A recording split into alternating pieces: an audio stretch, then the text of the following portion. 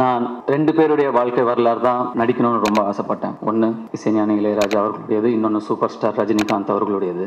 இளையராஜா சாராவே நடிச்சா எப்படி இருக்கும்னு என் மனசுல நடிச்சு பார்த்துட்டு படுத்துட்டே இருந்திருக்கேன் தூக்கம் இல்லாம. கேள்விப்பட்டீங்களா? இசைஞானியோட பயோபிக்காமா. அது மட்டும் இல்லாம அதுக்கு இசை அமைக்கிறதும் நம்ம இளையராஜா அவர்களாமா. அதுல யார் தெரியுமா ஹீரோ? சொல்ல மாட்டேன். இப்போ இந்த வீடியோல நம்ம இப்போ முழுமையா பார்க்கலாம். தமிழ் இண்டஸ்ட்ரியில இன்னைக்கு வேற லெவல் ஹிட் கொடுத்துட்டு இருக்க ஒரு இசை அமைப்பாளர் அப்படின்னு நம்ம சொல்லணும் அப்படின்னா இளையராஜா அவர்கள் தான். இசையனாலேயே இன்னைய வரைக்கும் நம்ம எல்லாருமே கட்டி போட்டு இழுத்து அவர் கூடயே வச்சிட்டு இருக்காரு. சோகமா இருந்தாலும் சரி, எங்கேயாவது நம்ம தூரமா பயணம் செய்யும் பொழுதோ, சந்தோஷமா இருக்கும் போதோ இவரோட பாடல் இல்லாம நம்மளால கண்டிப்பா இருக்கவே முடியாது. நம்ம எல்லாருமே கை தூக்கி நிப்பாட்டினது இந்த பாடல் மட்டும்தான். அப்படிப்பட்ட லெஜண்டோட வாழ்க்கைய இப்ப வரலாறோட ஒரு படமா எடுக்க போறாங்க. அந்த ஒரு பயோபிக்க குறித்து தான் இன்னைக்கு அதிகாரப்பூர்வமா ஒரு அறிவிப்பு வெளியாயிருந்திருக்கு. திரையுலகத்துல பல ஆண்டு காலமாவே இசையால் ராஜ்யம் செஞ்சிட்டு இருக்க ஒரு பர்சன்னா நம்ம இளையராஜா அவர்கள் தான். என்னதான் காலம் கடந்தாலும் எந்த ஒரு வயது வித்தியாசமும் இல்லாம பலரால இன்னைக்கு அவரோட பெருமையும் போற்றி புகழ்ந்துகிட்டு அவரை கொண்டாடிக்கிட்டு தான் வந்துட்டு இருக்கோம். அந்த அளவுக்கு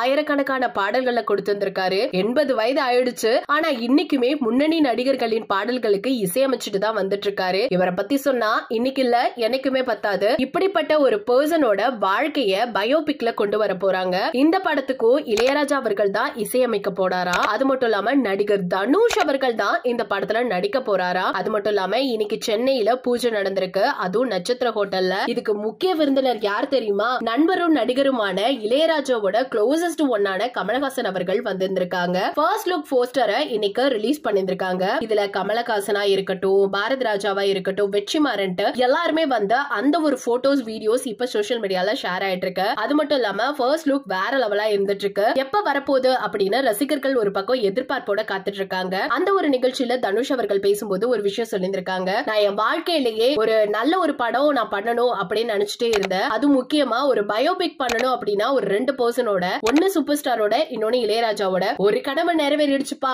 அப்படின்னு அவர் ரொம்ப சந்தோஷமா ஷேர் பண்ணிருக்க இந்த விஷயம் இணையதளத்துல பயங்கரமா ஷேர் ஆயிட்டு வருது. இத பத்தி உங்களோட கருத்துக்கள் என்ன? அதெல்லாம் இருக்கட்டும். இளையராஜா அப்படின்னு சொன்னாலே உங்க எல்லாருக்கும் நிறைய பாடல்களும் பாடல் வரிகளும் ஞாபகம் வரும். இளையராஜா கிட்ட உங்களுக்கு பிடிச்ச பாடல்கள் என்ன? அது மட்டும் இல்லாம இன்னைய வரைக்கும் அது ரிப்பீட்டட் மூட்ல கேட்டுட்டு இருக்கேன் அப்படின்னா அதை மறக்காம கமெண்ட் செக்ஷன்ல ஷேர் பண்ணிக்கோங்க. இந்த படம் எப்படி இருக்க போகுது அப்படிங்கிற கருத்து உங்ககிட்ட இருந்தா அதையும் மறக்காம எங்க கமெண்ட் செக்ஷன்ல ஷேர் பண்ணிக்கோங்க. இது போல பல அப்டேட்ஸ் தெரிஞ்சுக்கணும்னா நம்ம சேனலை சப்ஸ்கிரைப் பண்ணி வச்சுக்கோங்க.